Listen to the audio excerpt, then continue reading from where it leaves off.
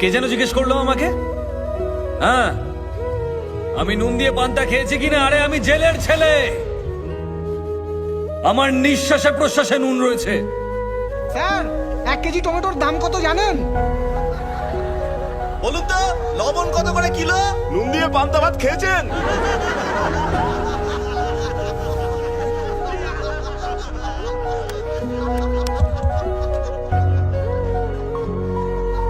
আজ আপনাদের কথা শুনে খুব লজ্জাই করছে আমার।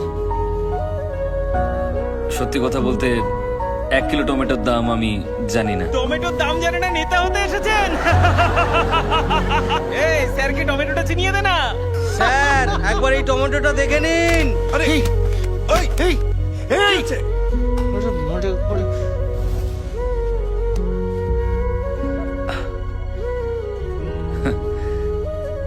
কিন্তু আমি আপনাদেরকে এই টমেটো নিয়ে একটা ক্রাইম স্টোরি শোনাতে পারি। বিশ্বের মাত্র 7টা দেশে টমেটো চাষ হলেও সব দেশেই টমেটো সস খাওয়া হয়। আমাদের দেশে চাষ করা টমেটোর ডিমান্ড সারা বিশ্ব জুড়ে রয়েছে। কিন্তু আরো একটা রহস্য আছে, যারা এখানে টমেটো চাষ করেন তারা খুব তাড়াতাড়ি মারা যান। কেন মারা যান? কারণ এখানে টমেটো যে পরিমাণে চাষ হয় আর তার যা দাম পাওয়া যায়, তার মধ্যে আকাশ পাতাল তফাৎ অন্যান্য দেশের তুলনায়। ধরুন এখানে এই টমেটো বিক্রি করে আর এই টমেটো বিক্রি করে একই দামে। প্রচুর চাহিদা থাকলেও আমি টমেটো কিনছি শুধু ওর কাছ থেকে, আর বাকি লোকজনদেরকে আমি বলছি যে ওর কাছ থেকে টমেটো কিনবেন না। আর টমেটো কতদিন ভালো থাকে? মাত্র 2 দিন। আমি কিন্তু জানি না কার টমেটো আগে নষ্ট হবে, কিন্তু দুজন বিক্রেতাই সবসময় ভয়ে থাকবে। তখন আমি সেই সস কোম্পানিকে সমস্ত টমেটো বিক্রি করে দেব প্রচুর পরিমাণ লাভ রেখে, যেটা আমি কম দামে কিনেছিলাম। আমি শুধু এর কাছ থেকেই কম দামে কিনে নিলাম, আর অন্য টমেটো বিক্রেতার সমস্ত টমেটো নষ্ট হয়ে গেল। পৃথিবীর সমস্ত দেশে লোকজন টমেটো সস দিয়ে খাবার আনন্দ করে খান, কিন্তু আমার দেশের টমেটো বিক্রেতা না খেতে পেয়ে মারা যান।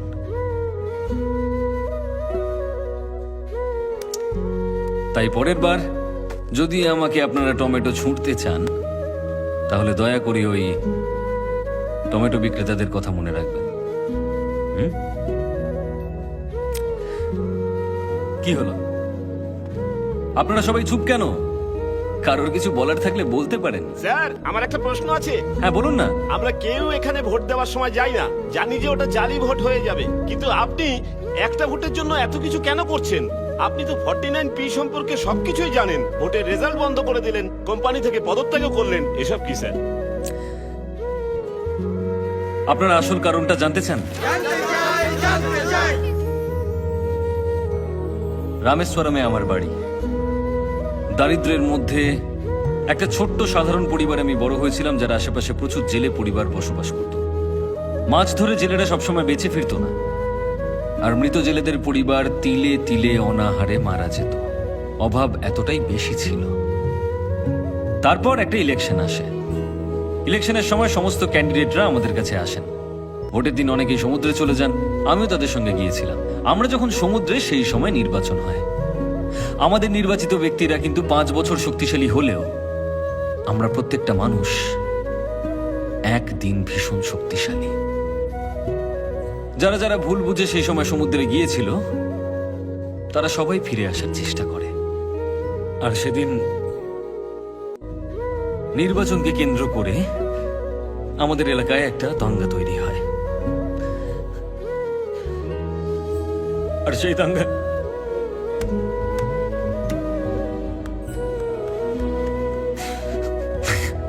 দাঙ্গায় আমার বাবার সঙ্গে 13 জন মানুষ মারা যায়।